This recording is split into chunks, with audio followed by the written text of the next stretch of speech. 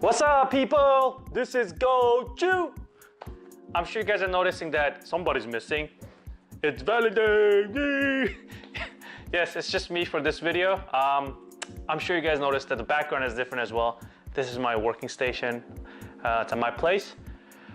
This video is about sharing the process of me building a new computer. God. Why? Because my original opening was kind of boring. I mean, as I was working on it, I was like, man, I just mumbled for 7 minutes. You're not here to watch me hear me mumble. You guys are here for the build, right? So if you guys are still interested in the original opening, I'll leave it at the end of the clip. I talk about what I liked about and what I didn't like about the build. Don't forget to subscribe. Please subscribe. Oh, I'm gonna leave, I say it at the end as well, but I'm gonna leave the unedited time lapse of the build. It's like 20 minutes long. It's kind of long, but it's like barely edited, so you guys get to see the whole thing. So if there's people out there that wants to know how to do a water loop system, it might help. I don't know. So yeah, I hope you guys enjoy it, and I'll see you guys next week. Don't forget to subscribe.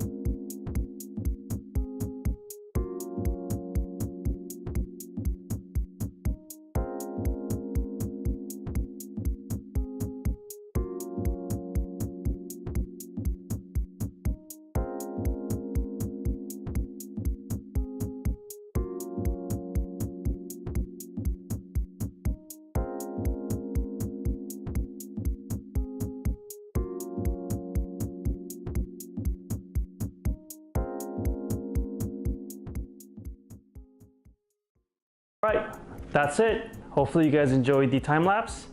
I had a great time building this computer. There were a lot of good things and bad things, a lot of problems that came along with it. Just to recap it really quick for you guys, it took me a lot longer than I expected because some of the parts that I bought didn't really work out for this case. I did look into their sizing and the spec, and the main problem for me is that, as you guys can see in the time-lapse, is that I really had a problem with the front radiator.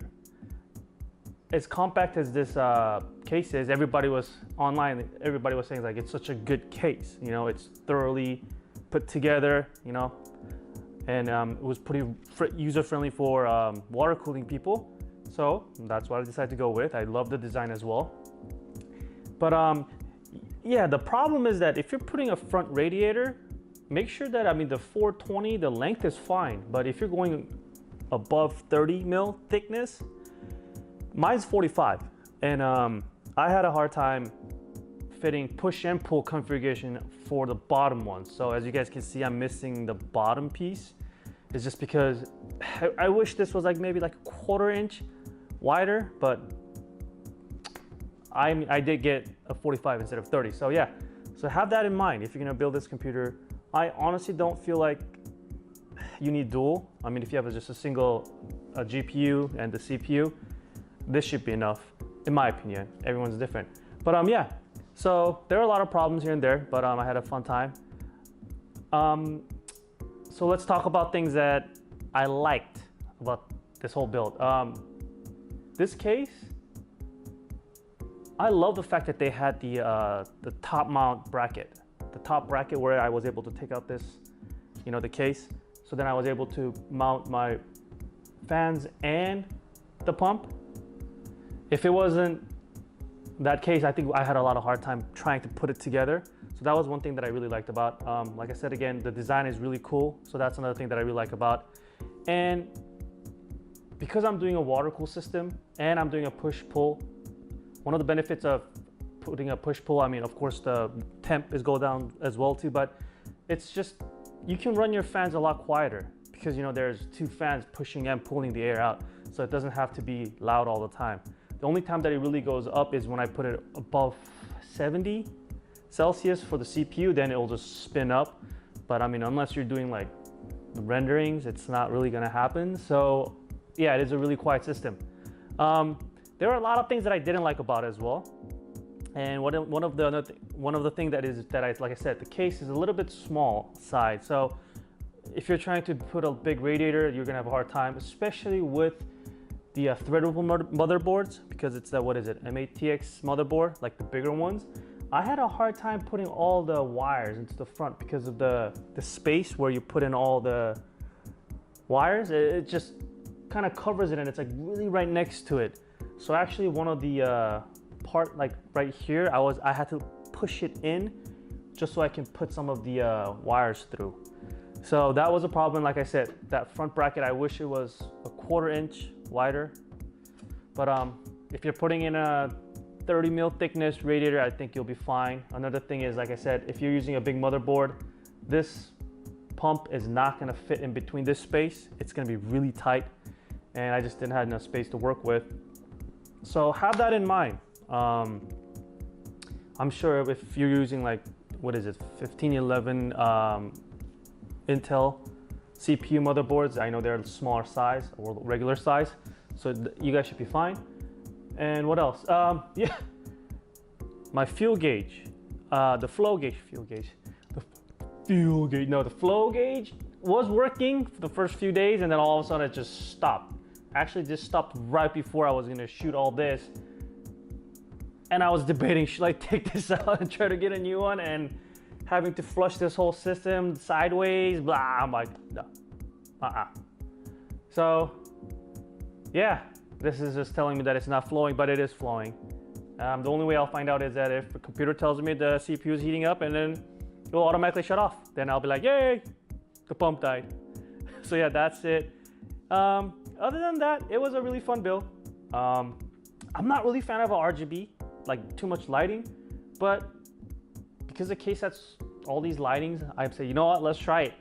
I'm sure like in a month or two, I'll probably turn off most of the lightings. And yeah, that's about it. Hopefully you guys enjoyed it. Oh, and then I'm gonna put up another separate video of the build without the, least amount of edit.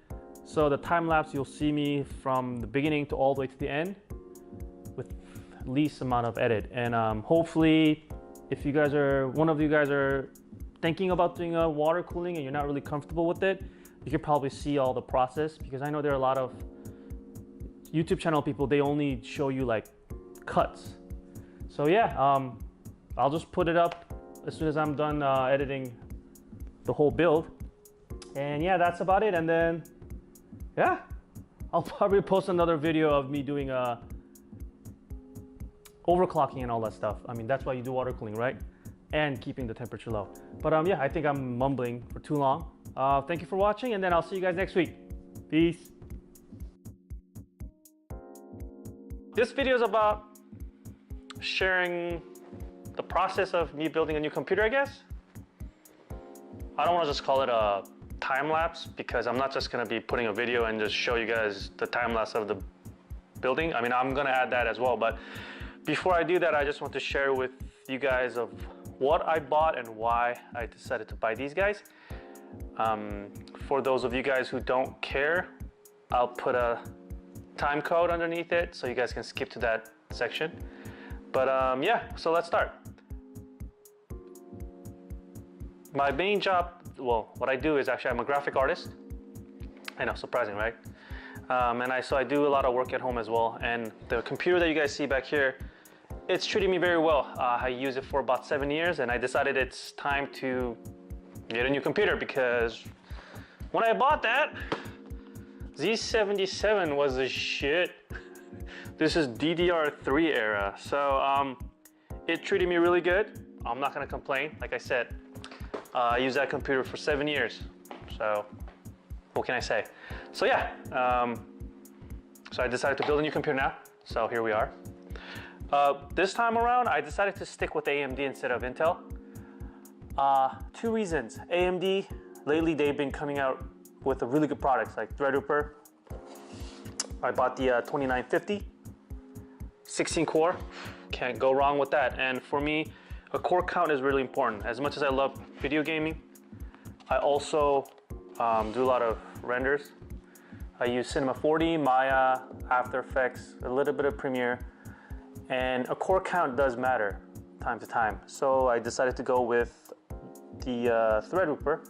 And another reason why I decided to change to AMD is because I just don't agree with what Intel has been doing lately with the whole i9 launch and how they were like skewing the result and making it look really good. It's just basically, I don't want to support a company that's kind of being all, I mean, Intel's a big company. They don't have to be a slimy little bitch. So anyway, I'm sure online everybody's like, oh, you're getting paid by AMD. No, I'm not. It seems like if you support one brand over the other, everyone just says you're fanboy or you're getting sponsored. Just giving you guys a heads up, all these stuff that you guys see here, I bought it with my own money. None of them I got it for free. So no, I am not sponsored with a specific brand. Anyway, I decided to go with the AMD. The motherboard that I got was the Rogue Strike, the E-Gaming X399. I know they have the higher version, the Zenith Extreme. That one is cool looking, but it's mainly for overclocking people. And I am gonna water cool out of my system, but doesn't mean I'm gonna overclock crazy. I mean, Threadripper doesn't really like overclocking anyway. So yeah, I couldn't justify the price difference. So I decided to stay with the E-Gaming because it'll help, you know, like I said, I game as well. So that's what I got. And for the video card, I got the Vega 64. And I know a lot of people are gonna be like, you should have bought the 1080, well, 2080 would be nice too, but yeah, why didn't I buy the NVIDIA 1080 Ti or even 1080, because the price is almost the same. Actually, the Vega cards are a little bit more cheaper right now. I was able to pick this one up for 500 bucks. I know you can buy a used one for 550 with the 1080 Ti as well, but I just wanted to buy a new product. I just didn't want to buy a used one, first of all. And the second of 1080 Ti, it's around $150 to $200 more than Vega cards. And I'm gonna water cool it as well. So, what is it? EK Water Block. They even on their website, they were able to increase about 17% from Vega after water cooling. So that puts it on around a little above 1080 number. So I decided to just go with the Vega. If I was just gaming, yeah, I would have stick with 1080. But because I'm doing, like I said, graphic stuff, rendering, and Vega actually holds its own weight when it comes to those programs. So I decided to go with the Vega 64. I do like NVIDIA, but this time, Vega. And I'm also waiting on their new card. I'm sure there's gonna be a new card coming up pretty soon. Oh, and I have a FreeSync monitor instead of a G-Sync. I'm not paying extra $200-300 for a G-Sync for one feature. I think that's BS. So yeah, Vega. Not sponsored, just wanted to go with this one this time. We'll see how it goes. If I don't like it, maybe I'll have to switch it back. And yeah, I wasted the money. And like I mentioned before, EKWB water blocks. The pump and the reservoir. Oh, I got a 1000-watt power supply unit. EK water block stuff.